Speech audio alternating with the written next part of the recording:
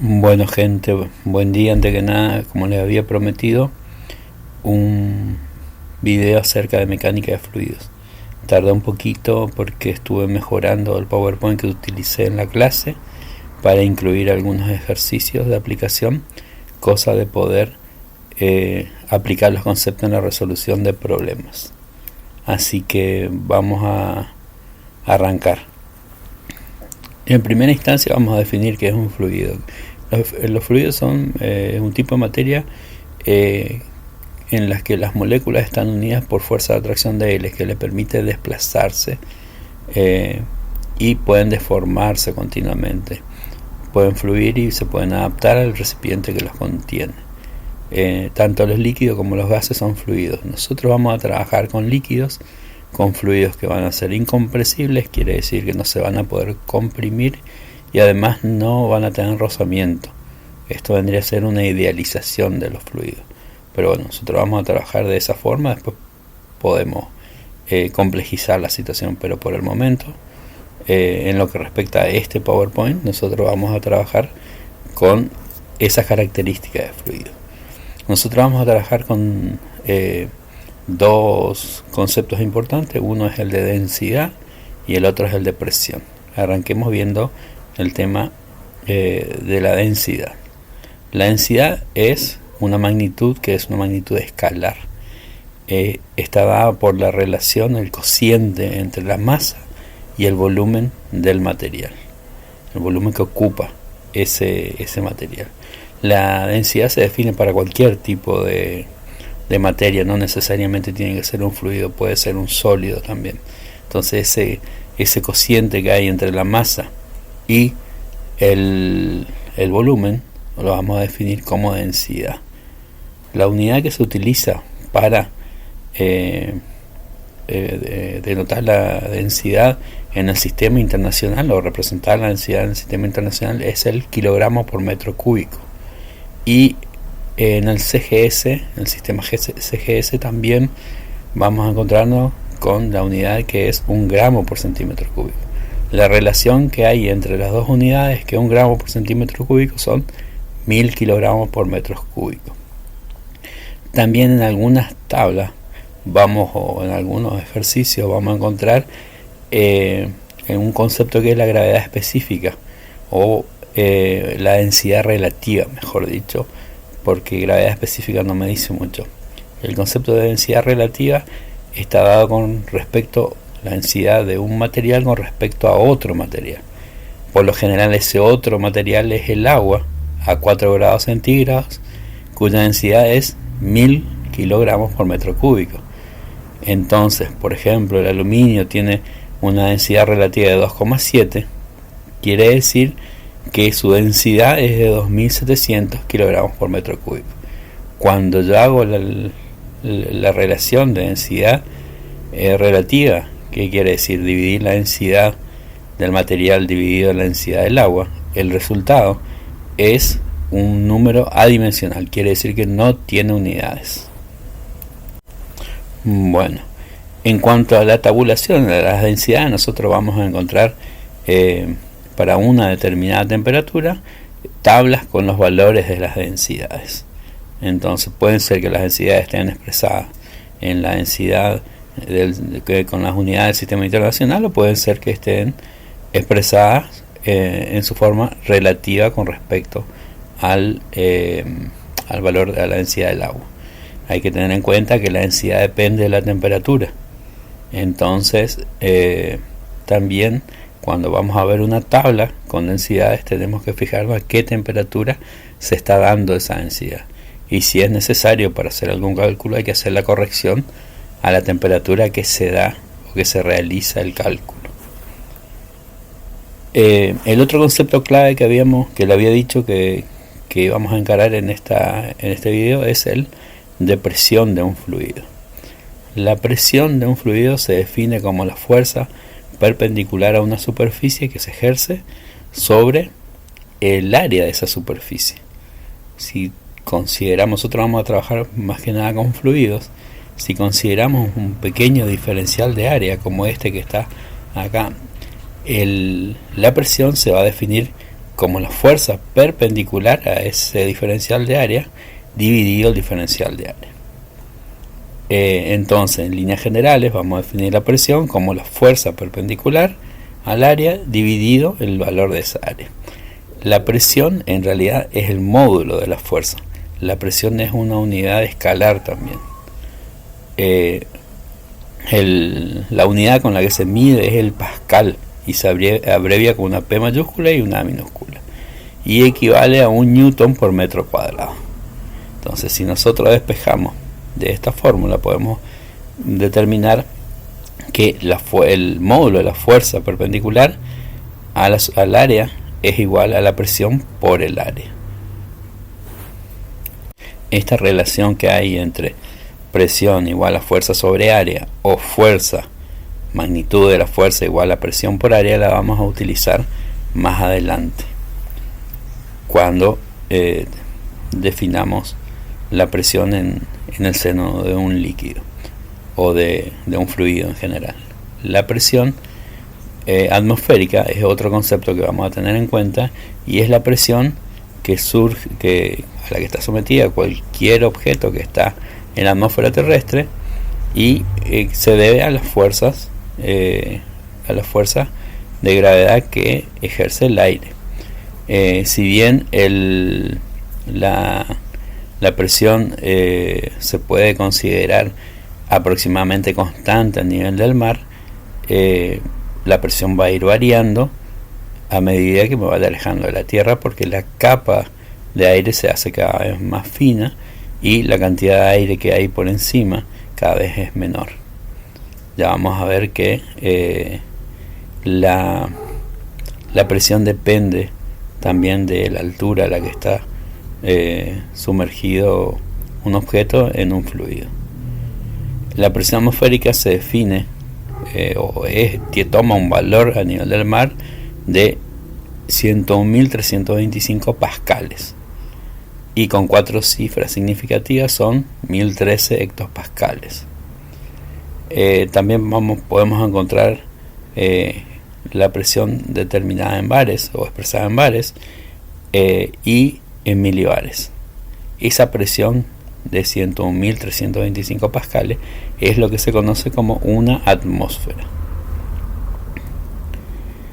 Veamos un poquito el tema de la ley de Pascal, que es la presión que ejerce un fluido sobre un diferencial de volumen, o sobre un volumen que en este caso es diferencial.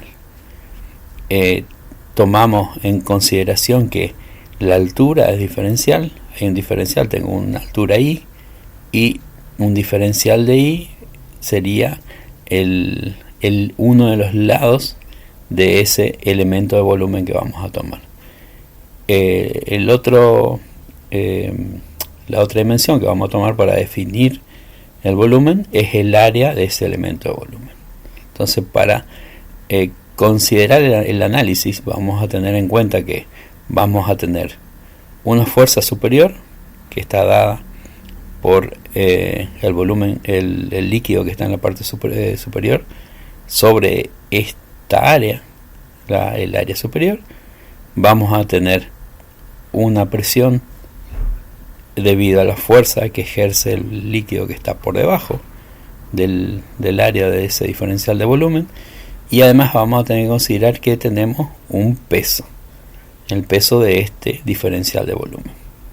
Vamos a ver cómo analizamos un poquito más de cerca este caso. Vamos a tener entonces un volumen que va a tener una altura diferencial, pero un área que la vamos a expresar por A, que esta área superior o inferior, que es perpendicular a ese diferencial de volumen. Entonces, vamos a definir el volumen como el área por la altura, que sería el diferencial de altura. Considerando la densidad, que está definida como la masa sobre el volumen, podemos despejar la masa como la densidad por volumen. ¿Por qué vamos a necesitar la masa?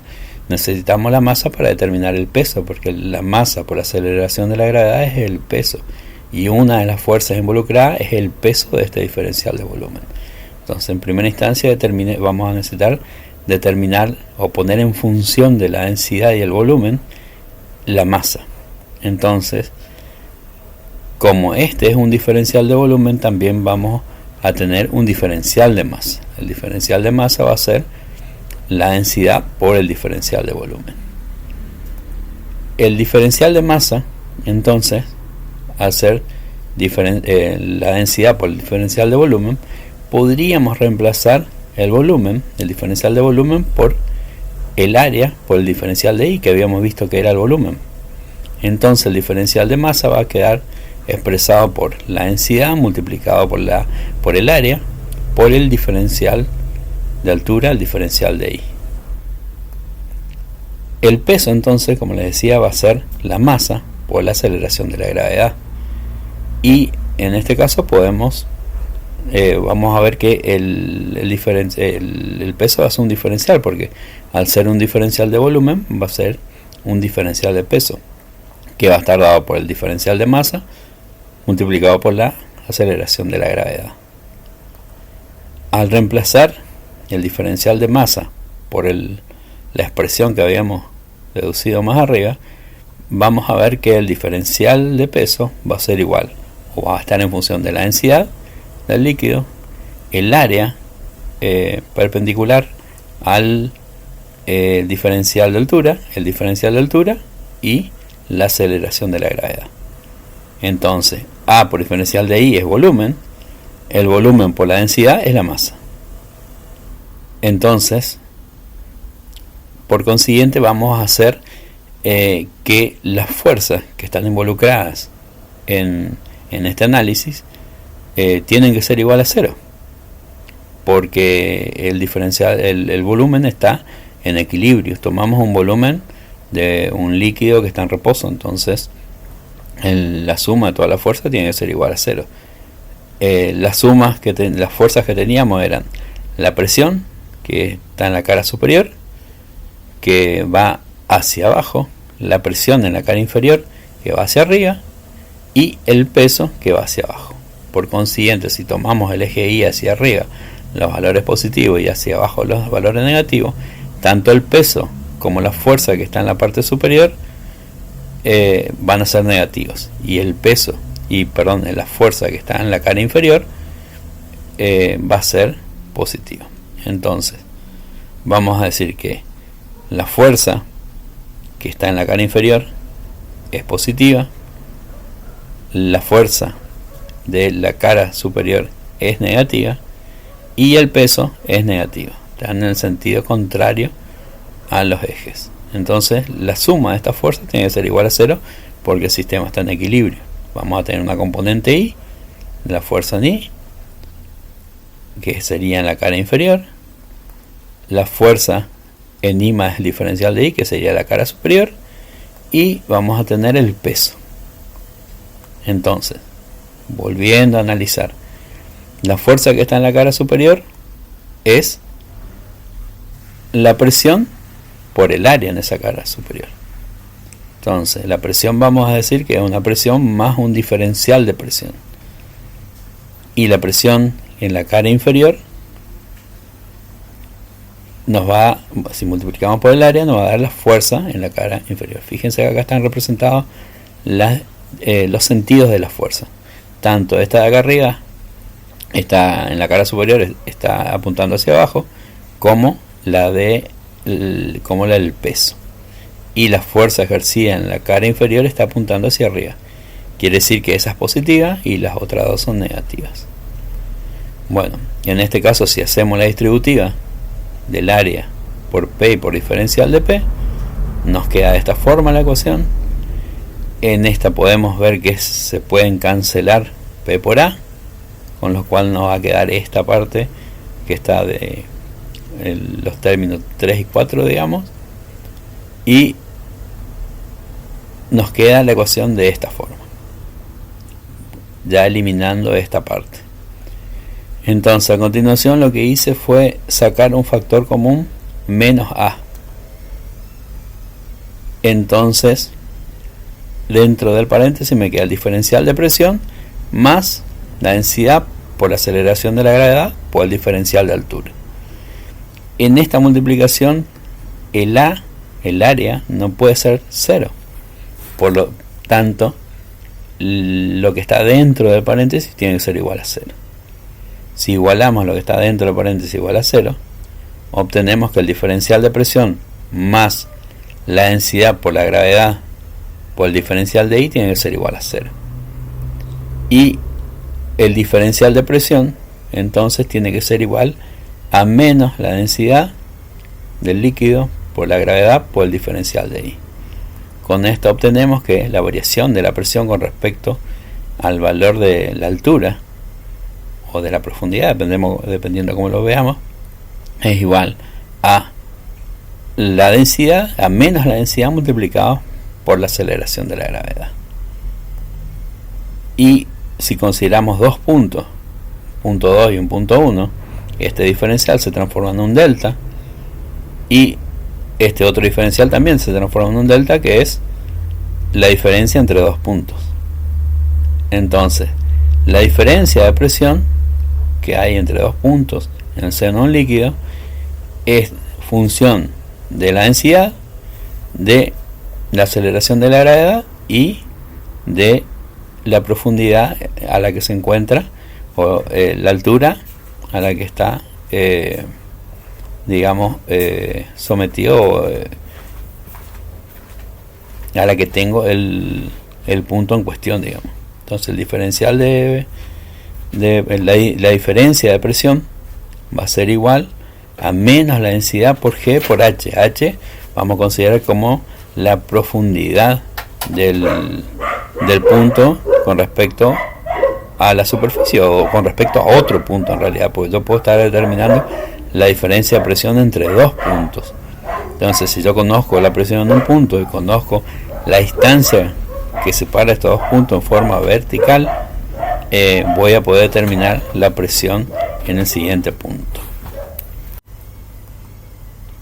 Entonces, la diferencia de presión va a ser función de la densidad, la aceleración de la gravedad y la diferencia de profundidad o de altura, o la distancia que están separados esos dos puntos en forma vertical.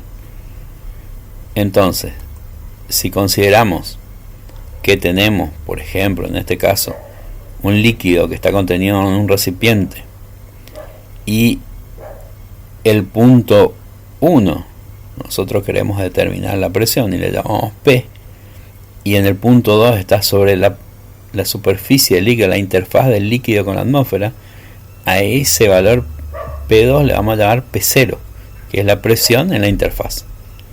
Entonces vamos a ver que la presión en ese punto va a ser igual a la presión en la interfaz más la densidad por G por la profundidad a la que estoy midiendo, o estoy queriendo saber la presión. Entonces, tenemos que la presión en la profundidad de un fluido es igual a la presión en la interfase más la densidad por la aceleración de la gravedad por la profundidad a la que estoy queriendo medir esa presión, o la distancia que hay entre la interfaz y el punto, la distancia vertical que hay entre la interfaz y el punto donde estoy midiendo la presión. Bueno, para poder llevarlo, ver si se comprende un poquito más, vamos a ver un ejercicio donde podamos aplicar estos conceptos. Por ejemplo, calcula la presión que soportan las paredes de un submarino cuando se encuentra sumergido a 200 metros de profundidad. ¿Cuál será la fuerza que actuará sobre una escotilla si tiene forma circular y 80 centímetros de diámetro? Entonces lo que estamos queriendo determinar es la presión a 200 metros de profundidad con respecto al nivel del mar, digamos, que sería la interfaz del líquido con la atmósfera. Vamos a determinar la presión es igual a la presión atmosférica, que es la presión en la interfaz, más la densidad del agua salada por G por la profundidad. siempre tenemos que tener en cuenta que vamos a reemplazar los valores que tienen que estar en las unidades del sistema internacional. Tienen que ser unidades compatibles para obtener un resultado que sea correcto. Entonces habíamos visto que la presión atmosférica era de 101.325 pascales. La densidad del agua salada es 1030 kilogramos por metro cúbico. La aceleración de la gravedad tomamos como 9,8 metros por segundo al cuadrado. Y la profundidad es de 200 metros. Cuando realizamos los cálculos vemos que obtenemos 2.120.125 pascales. Es la presión a la que está sometida el submarino. Para ver, vamos a pasarlo a atmósfera como para tener una relación, a ver cuántas veces más que la presión que estamos acostumbrados, que es de una atmósfera, representan estos 2.120.125 pascales. Entonces la relación es que 101.325 pascales es una atmósfera. Por lo tanto, con una regla de 3 simple podemos obtener que aproximadamente la presión es de 21 atmósferas. Esa presión a la que está sumergida el submarino. Vamos a hacer el siguiente cálculo. Vamos a ver cuál es la presión, la fuerza que se ejerce sobre esa escotilla, que es de 80 centímetros de diámetro. En primera instancia vamos a determinar el área de esa escotilla con la fórmula pi por diámetro al cuadrado dividido 4. Esa es el área. Entonces reemplazamos el valor, 80 centímetros son 0,8 metros. Realizamos el cálculo y obtenemos 0,5 metros cuadrados.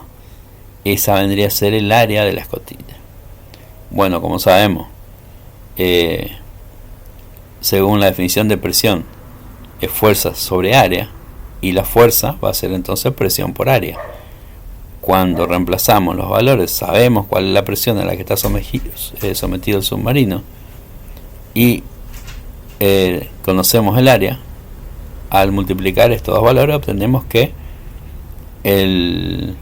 la fuerza es de 1,06 por 10 a la sexta newton, o lo que es lo mismo, 1.060.000 newton.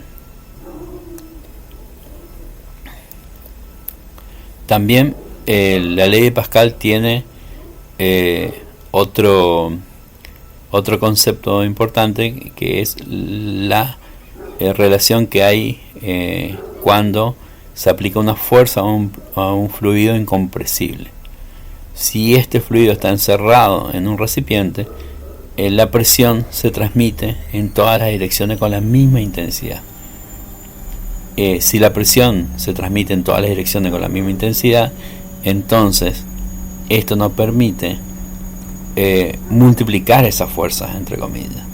Por ejemplo, si la presión se transmite en todo sentido, la fuerza que se ejerce en el pistón, la F1, va a ser menor que la necesaria o que la que se ejerce en F2 para levantar que tiene que ver con el peso del auto en este caso.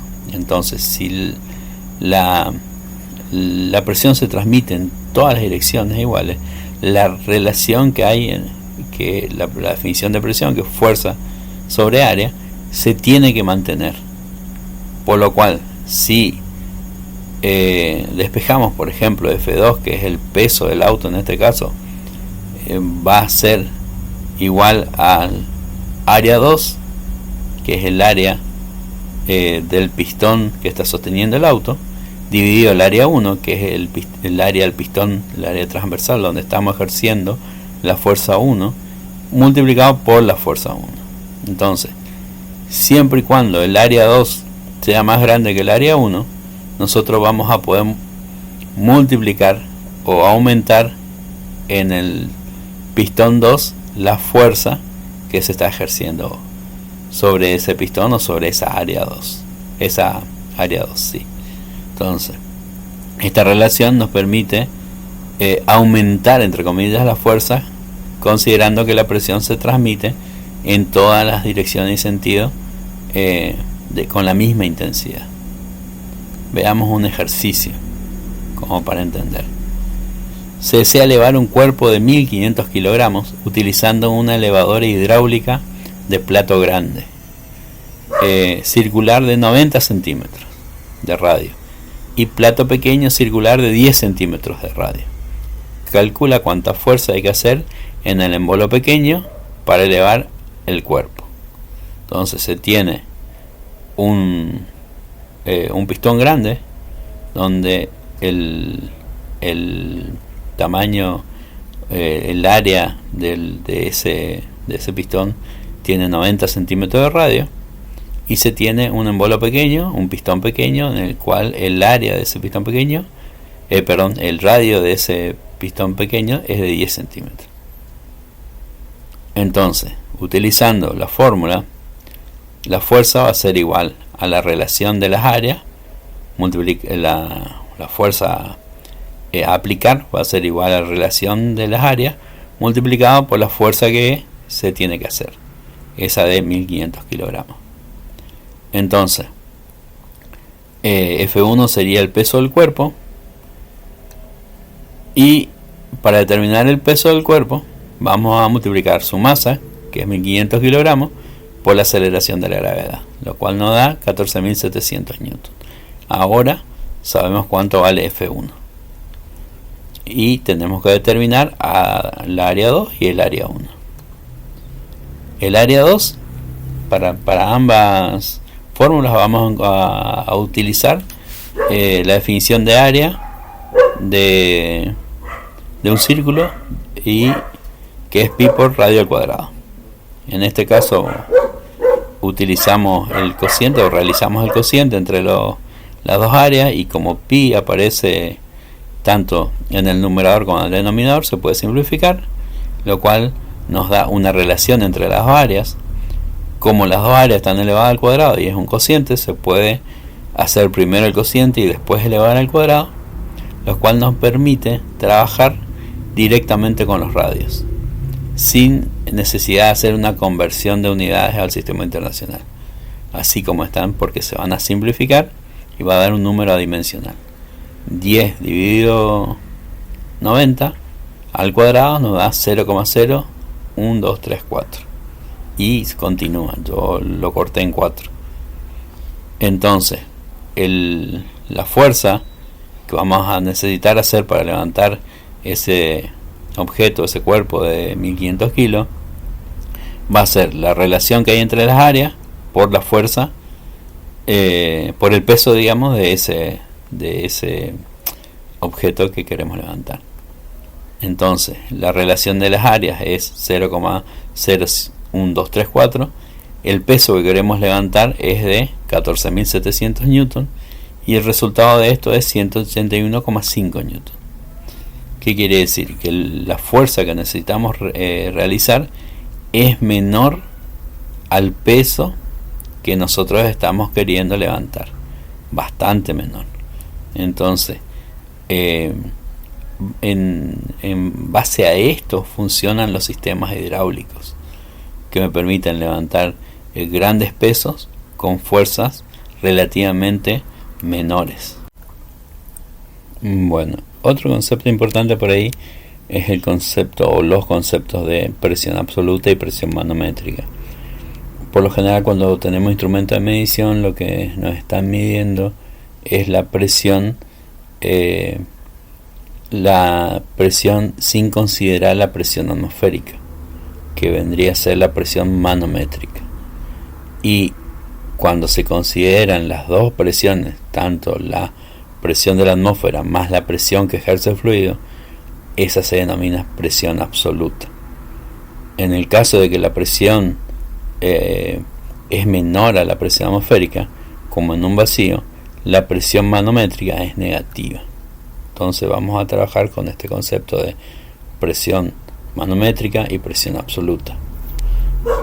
Tenemos, por ejemplo, un manómetro de tubo abierto, en el cual tenemos un gas en esta parte gris, tenemos un líquido que está en celeste, y la otra parte está abierta a la atmósfera. Una vez que el sistema se encuentra en equilibrio, tanto la rama izquierda como la rama derecha, tiene que estar en equilibrio, o sea, las fuerzas tienen que ser, las presiones tienen que ser iguales. Entonces, la presión que se tiene del lado izquierdo es la presión que ejerce el material que está, o la materia que está en el lado izquierdo, en el recipiente, más la presión de la columna de altura del líquido, y esa tiene que ser igual a la presión del lado derecho de la columna del líquido más la presión atmosférica. Este vendría a ser un caso, que es el manómetro tubo abierto, que vamos a analizar un poquito más. Otro caso es el barómetro de mercurio, por ejemplo.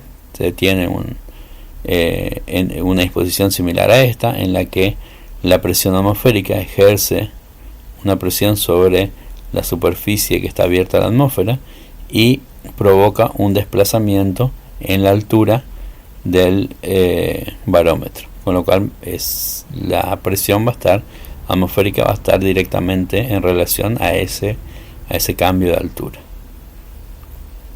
Por lo general es mercurio lo que se tiene, y esa altura está dada en milímetros de mercurio. Pero analicemos un poquito más el caso del manómetro de tubo abierto. Fíjense que si analizamos, vamos a tener la presión del lado izquierdo, que es la presión que provoca el material que aparece sombreado en gris acá, que está en contacto con el líquido, más la presión de la columna del líquido, que tiene una altura I1, tiene que ser igual a la presión atmosférica, que es la que se tenía acá arriba, que es P0, o presión atmosférica, y se tiene que considerar también la altura de la columna del líquido en el lado derecho del tubo. Estas dos presiones tienen que ser iguales para que el sistema esté en equilibrio, si no, el sistema tiene que tener una velocidad y el líquido se va a estar moviendo. Esta lectura se hace cuando el sistema llega al equilibrio. Si consideramos que la presión que está dentro del recipiente es la presión absoluta y P0 la llamamos presión atmosférica, la igualdad nos queda de esta forma. Para despejar la presión absoluta, para obtener a ver cuál es la presión que hay dentro del recipiente, vamos a ver que es la presión atmosférica más la diferencia de presión que hay debido a la diferencia de altura que hay del líquido del manómetro. Como la densidad del líquido que está en el manómetro no va a variar y G tampoco, esto me queda directamente de esta forma. La presión absoluta va a ser igual a la presión atmosférica más la densidad por G por la diferencia de altura. Esa altura se le suele llamar H. Entonces, la presión absoluta es igual a la presión atmosférica más ρ G, densidad por G por H.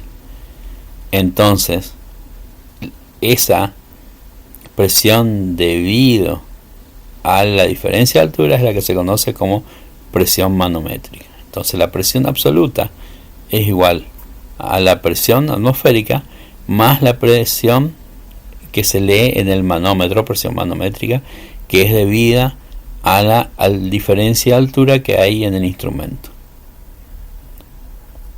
Bueno, el ejercicio 3 dice: un manómetro conectado a un depósito de gas en el que la presión es mayor que la del entorno. El líquido del manómetro es mercurio con una densidad de 13,6 gramos por centímetro cúbico. La diferencia entre los niveles de mercurio en el manómetro es de 3 centímetros. La aceleración de la gravedad es 9,8. La presión atmosférica es de 103 kilopascales. Pide que se calcule en kilopascales la presión manométrica del gas y la presión absoluta del gas. Bueno, en primera instancia, la presión manométrica la vamos a calcular como la densidad multiplicado por G multiplicado por la diferencia de nivel o la diferencia de altura. Entonces, si reemplazamos los valores, la densidad de 13,6 gramos por centímetros cúbicos son 13.600 kilogramos por metro cúbico. La aceleración de la gravedad son 9,8 metros por segundo al cuadrado. Y la diferencia de nivel es 0,03 metros, o sea 3 centímetros.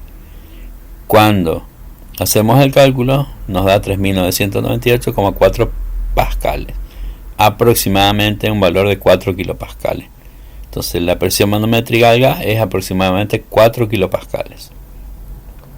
Y la presión absoluta la vamos a tener si sumamos la presión atmosférica con la presión manométrica.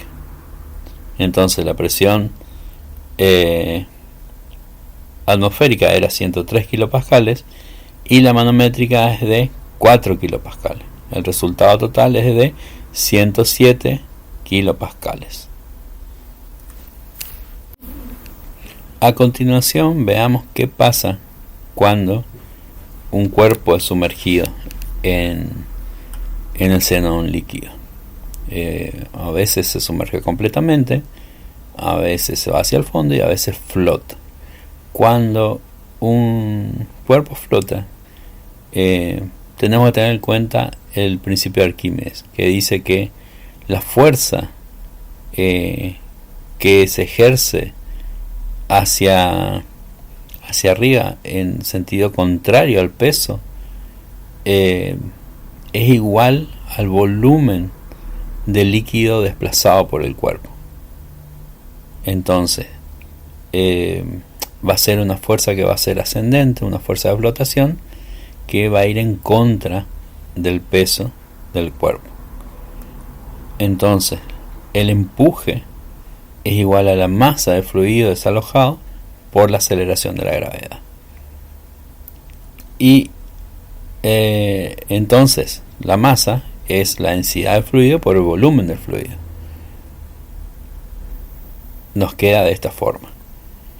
Entonces vamos a decir que el peso aparente de un cuerpo cualquiera que está sumergido en el seno de un líquido va a ser igual al peso real menos el empuje, que es la fuerza de flotación que se tiene. O sea, siempre que yo mida un peso que está sumergido dentro de un fluido, va a tener un peso aparente, no va a ser el peso real, porque además del peso debido a la aceleración de la gravedad, va a haber un empuje que realiza el líquido en sentido contrario al peso, y que va a estar dado por va a ser proporcional al volumen del líquido desalojado por ese cuerpo. Entonces, si consideramos que el peso aparente es igual al peso real menos el empuje, y el peso real es la densidad del cuerpo por el volumen del cuerpo por la aceleración de la gravedad, y el empuje es la densidad del fluido por el volumen del fluido por G, el peso aparente no queda relacionado de esta forma. Es la diferencia que hay entre ese peso real que considera a la masa y a la aceleración de la gravedad menos el peso del líquido desalojado, del volumen desalojado. Si el fluido está completamente sumergido, entonces los dos volúmenes son iguales, igual a B, y podemos decir que el peso aparente va a ser igual a la diferencia de densidades. Eso siempre y cuando el objeto esté completamente sumergido. Pongamos en práctica este concepto de peso aparente con el cálculo de un ejercicio. Se pesa un cubo de 10 centímetros de arista en el aire, dando como resultado 19 newton, y a continuación se sumerge en agua, quedando en equilibrio totalmente sumergido. Calcula el empuje, el peso aparente y la densidad del cubo. Entonces, para determinar el empuje, lo que vamos a necesitar es conocer la densidad del líquido y el volumen del cubo. Entonces la densidad del agua es 1000 kilogramos por metro cúbico, y el volumen lo vamos a determinar con el arista del cubo. Son 10 centímetros. Sabemos que el volumen de un cubo es igual a arista al cubo. Lo único que tenemos que tener en cuenta acá es que la unidad debe estar en unidad metros, que es la unidad del sistema internacional, para que sean compatibles los cálculos.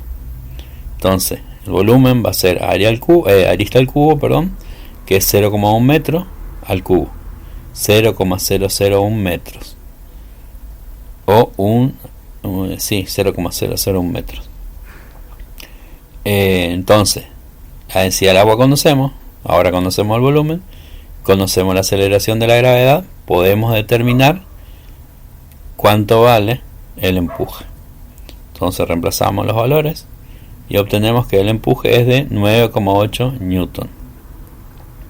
Con eso podemos determinar el peso aparente, porque si conocemos cuánto es el peso real y cuánto es el empuje, vamos a poder determinar el peso aparente.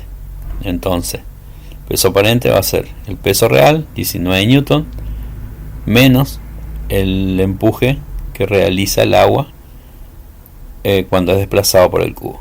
Entonces 19 newton menos 9,8 es 9,2 newton. Y por último, la densidad del cubo, del material del que está compuesto el cubo.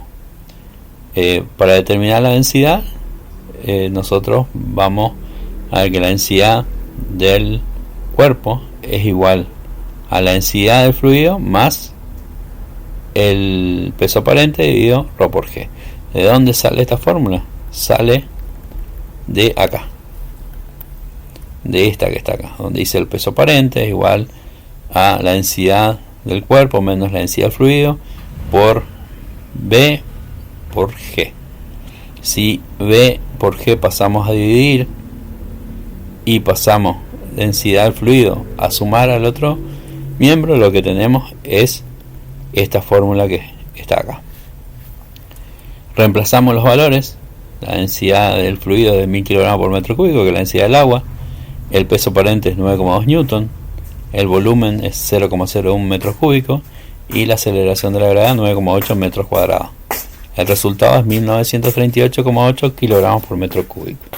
Entonces, la densidad del cubo o del material con el que está construido el cubo es de 1938,8 kilogramos por metro cúbico.